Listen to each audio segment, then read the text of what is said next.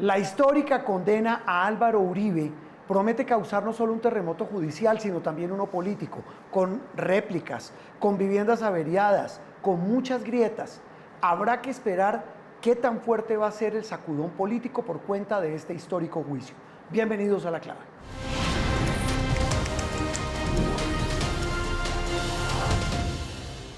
Don Gabriel Cifuentes, qué bueno que haya regresado. Volvió prontico, ¿no? Jefe, aquí estoy todas las veces que se necesite. Hombre, es que el tema creo que sí amerita que nos rasquemos la nariz, la cabeza.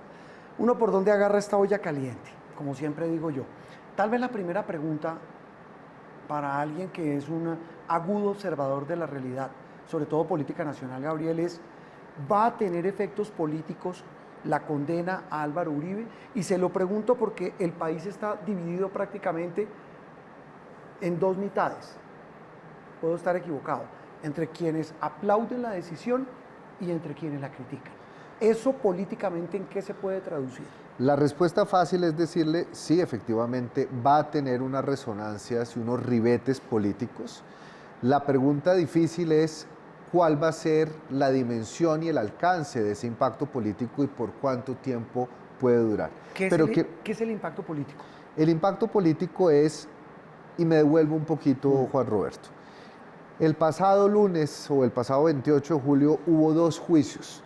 El juicio que entienden los juristas sobre la valoración de evidencias, sobre la aplicación del proceso penal que se estaba llevando al interior de Palo Quemado, y el otro juicio que estaban observando todos los ciudadanos a través de las transmisiones, en donde lo único que se ve en la estética política es un expresidente condenado que genera mucha indignación por parte de quienes lo apoyan y que genera euforia y celebración desenfrenada por ese grupo de personas que durante décadas han buscado encontrar una razón para judicializar a quienes consideran uno de los mayores violadores de derechos humanos, a juicio de ellos, de las últimas décadas. Eso se llama polarización. Claro, lo que no estamos contando es la gente que está en la mitad. Yo no creo que el país esté dividido en dos. Yo creo que los dos polos pretenden que esas personas que están en la mitad, que a lo mejor no se han hecho un juicio, que a lo mejor no desconfían de la justicia, pero tampoco se indignan con el fallo, o que no les importa, necesariamente tengan que tener una posición al respecto, porque cualquier posición que vayan a tener al respecto la van a castigar o la van a asociar con un lado o el otro del espectro político. Sí. Visto así, ese dron político, don Gabriel, ahora sí dígame, ¿qué efecto político cree usted que va a tener ese juicio, esa condena, esa audiencia, esas consideraciones y todo ese amasijo de elementos jurídicos en contra de, tal vez, junto al presidente Petro, la otra figura política más importante de este país en los últimos 25 años?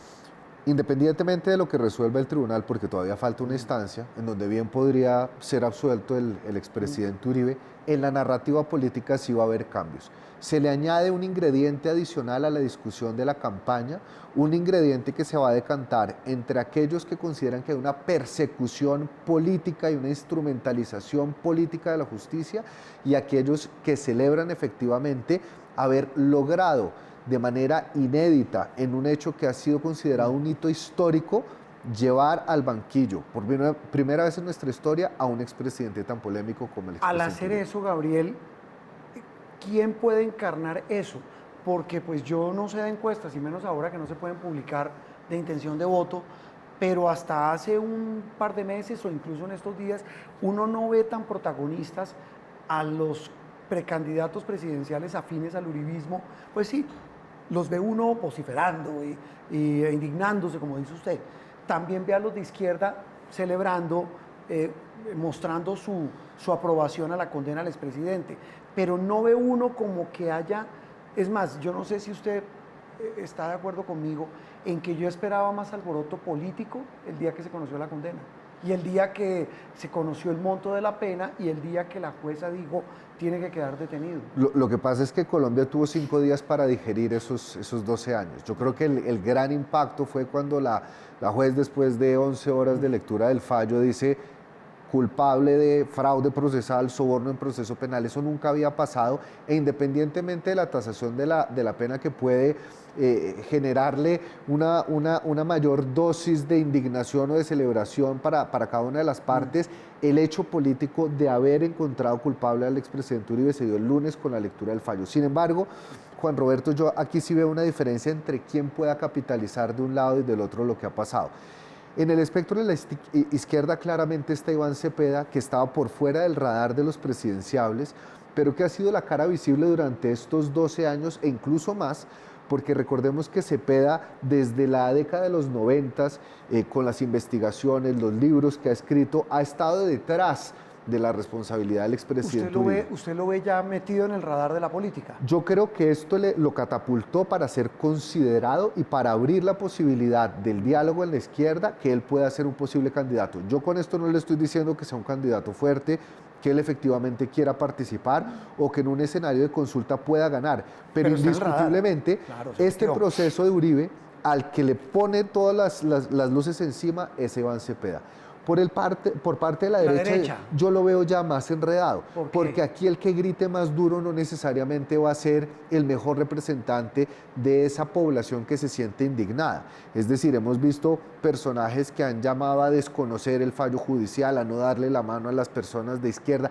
Esas voces altisonantes, salidas de decibeles, que pretenden ser los dueños y los voceros de esa indignación, cometen el error de radicalizar demasiado a una base que puede estar indignada pero que no está de acuerdo con esas Y a voces. eso me refiero yo, Gabriel. Yo personalmente puedo estar equivocado, yo soy un simple mortal, pero yo no veo que la gente esté diciendo buenísimo que, voy a ponerle nombre, Paloma Valencia o María Fernanda Cabal o Paola Holguín o yo no sé quién más esté encarnando esta indignación por la condena al expresidente Uribe. Yo no lo veo. No, y la verdad es que va a ser muy difícil de capitalizar, además porque recordemos una cosa, esa misma derecha, por ponerle un nombre y un apellido, ha sido la que ha celebrado los avances de la justicia en las investigaciones en contra de este gobierno. Es decir, ahí hay como una inconsistencia en el discurso político de desconocer las instituciones y la justicia que siempre han dicho respetar, y por el otro lado desconocer un fallo señalando que se ha politizado la justicia. Ahí caen en un mar de contradicciones que la gente termina no entendiendo y tampoco apoyando. Es que nos hemos enfrascado en este caso de Uribe, pero nos hemos olvidado que la justicia hoy en día ha servido también como contrapoder del mismo gobierno Petro. Mire, usted coincide con un entrevistado que tuve el otro día para el noticiero, el jurista Rodrigo Primi dijo exactamente eso. Dijo, mire, este país está tan polarizado que hace una semana la derecha le pedía al presidente que respetara la institucionalidad. El presidente criticaba esa institucionalidad.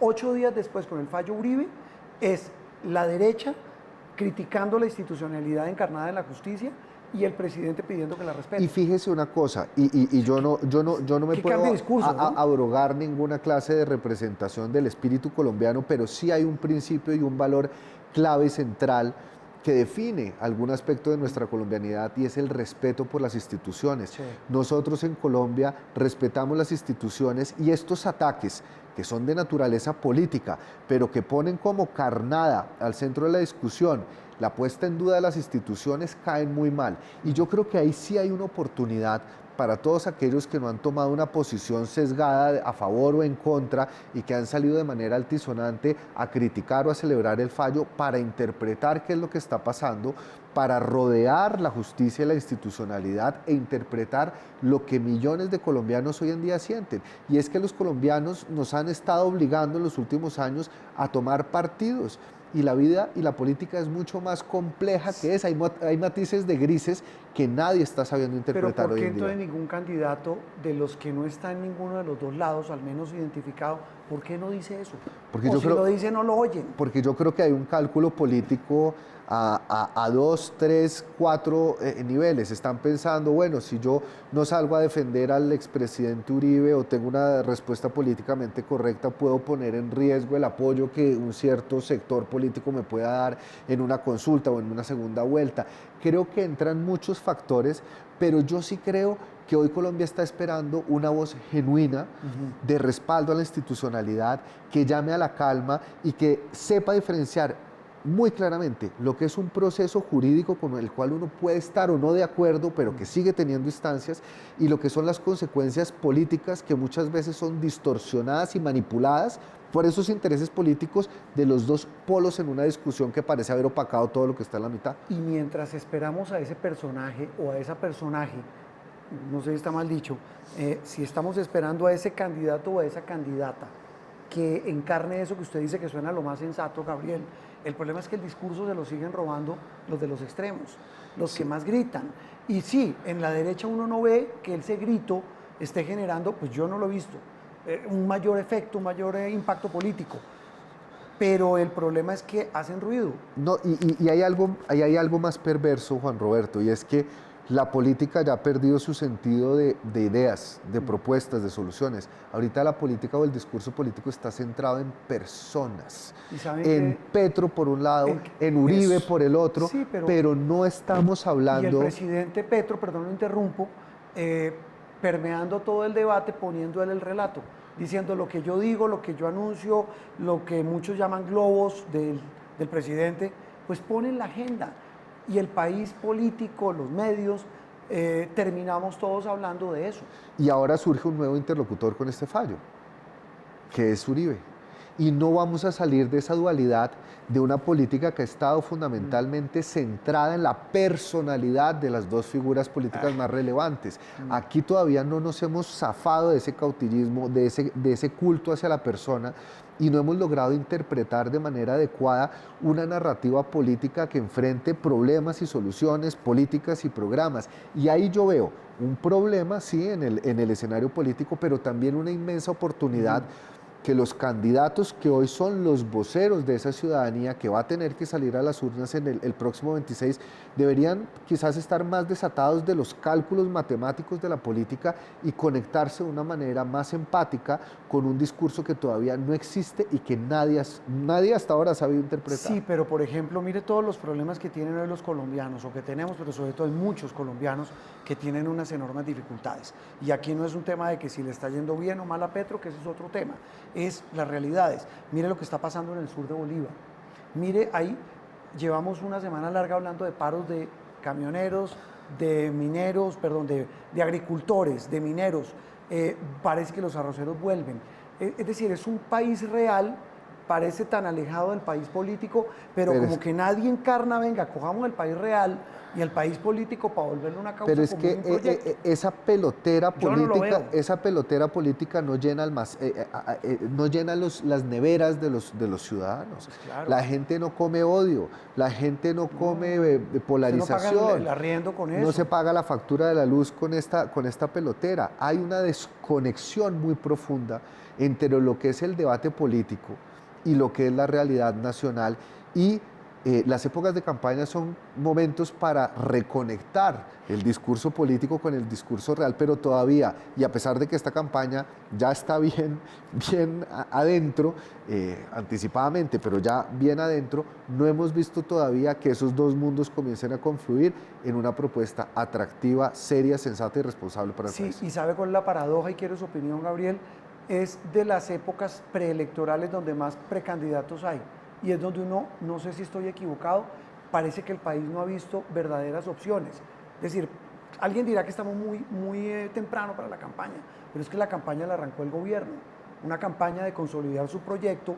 Van a hacer ahora una consulta interna del Pacto Histórico en octubre, es decir, pero no ve uno candidatos que la gente diga, oiga, esta señora o este señor me generan empatía de la que usted habla para buscar un proyecto común, que es lo que creería uno, es la lógica de la política ganadora. Y hay otros dos temas para sumarle a lo que usted bien señala, y es, primero, la gente en estos momentos no está pensando en la campaña a diferencia de lo que los políticos creen, porque los políticos viven de la política, la ciudadanía vive de su trabajo, de sus problemas cotidianos, familiares. Que no lo roben, de que no lo extorsionen, de que y lo segundo es que estamos en una sobredosis de candidatos donde cualquiera cree que puede ser presidenciable, donde genera ruido, donde atomiza. Yo me creo presidente, la sección de Pero Noticias Caracol. tener 75 precandidatos, Eso no es habrá serio. quienes dicen que eso es bueno para la democracia, No. pero eso también desdibuja mucho la falta de verdaderos liderazgos que hay en el Pero país. sabe ahí que también viene haciendo de abogado del diablo, Gabriel. ¿Quién es un buen candidato? No digo nombres, pero digo, o más bien, ¿qué sería un buen candidato? Un candidato viable. Me pueden crucificar por esto, pero yo creo que en momentos de fuego atizado y de temperaturas calientes, un candidato tibio sería una buena opción para este país. ¿Un candidato? Tibio. ¿Qué es un candidato tibio? Un candidato que logre sopesar las diferencias entre dos extremos, que entienda que se necesitan menos altisonancias y más ejecutorias, que sea sensato, que pueda tender puentes. ¿Me deja decir una grosería? Pero es que, este es su programa, tú puedes decir todas las groserías que quieras. es que eso para la gente, eso es ser agüevado. Puede ser, pero usted me preguntó qué candidato preferiría yo. ¿Qué candidato sería mejor para este momento en el país? Nosotros no podemos vivir, Juan Roberto, 4 años para que la gente entienda que ser tibio no es ser agüevado. Eso ya depende del candidato. Eso ya depende del esa es una candidato. buena reflexión. Pero no podemos vivir en un país donde haya dos polos que no se hablan, dos polos que se detestan. No podemos seguir sentados en un polvorín después de 6 décadas de violencia. Tenemos que encontrar puentes, tenemos que encontrar una transición frente al diálogo democrático. Yo no le estoy dando nombres, pero yo sí creo que eso que ha sido mal denominado el centro, que se refiere más a las formas que al fondo tibio, es momento de llegar a un acuerdo nacional en donde verdaderamente bajemos las altisonancias, nos pongamos como meta las prioridades de Colombia y podamos tender puentes. Es que el mundo no se divide entre blanco y negro, hay un matiz inmenso de grises que ha quedado inexplorado y que por ahí es donde creo que están las soluciones para este país. Ahora, estoy pensando con el deseo, la política funciona en un código completamente distinto porque la política es en sí misma la administración de emociones y las emociones suelen ser binarias, maniqueas, bipolares. Entonces, esa va a ser, si yo tuviera la respuesta y la receta y la respuesta perfecta, pues ya no nos estaríamos rascando la cabeza. Como me dijo otro entrevistado, cabeza. Alfonso Gómez Méndez, en ese mismo especial sobre el caso Uribe, dijo, si supiera que nos fuéramos a caer, si nosotros supiéramos que nos vamos a caer, pues caminamos sentados. Claro, por supuesto. Venga, Gabriel, pero lo voy a rajar porque no me respondió la pregunta con que arrancamos. ¿Va a haber efecto político de la condena de Uribe? Sin lugar a dudas. Aquí se va a crear una narrativa de contraposición que va a tener un rédito político. Mientras que el expresidente Uribe, que para muchos es el gran patriota que sacó a Colombia de la violencia o de la amenaza terrorista, está tras las rejas, hay un grupo de violadores de derechos humanos que no tienen ninguna condena. La derecha seguramente se va a mover en ese espectro de la narrativa. Por su parte, la izquierda va a señalar que por fin en este gobierno se ha logrado hacer justicia, que por fin que no hay intocables y que hay una reivindicación histórica de sectores sociales que han sido afectados por gobiernos que han violado los derechos humanos. Y ahí hay audiencia para estos dos discursos, pero esos dos discursos no recogen a la mayoría de los colombianos, le hablan a una base cada vez más sorda. Mentiras que sí me la respondió. Pues Gabriel, gracias, seguiremos hablando porque este tema... No, esto va a dar mucho de qué hablar. Mucho de qué hablar. Gracias por estar en La Clave. Jefe, gracias por la invitación.